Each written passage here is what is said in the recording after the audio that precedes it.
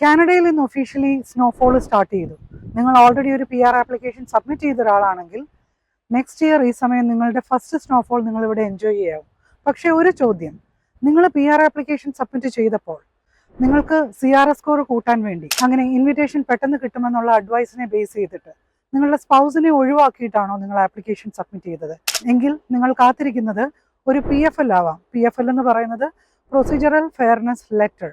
That means IRCC is giving you a chance to explain why did you do that. സ്പൗസിനെ avoid ചെയ്ത് എന്തുകൊണ്ട് നിങ്ങൾ application submit ചെയ്തു. നിങ്ങൾക്ക് ജെനുവിനായി ഒരു എക്സ്പ്ലനേഷൻ കൊടുക്കാൻ പറ്റുന്നില്ല എന്നുണ്ടെങ്കിൽ probably you will end up getting a ban for 5 years or your application might get rejected since you have misrepresented in your application as per IRPA section 40 subsection 1. To avoid these kind of issues, always make sure that you are working directly with a licensed immigration professional.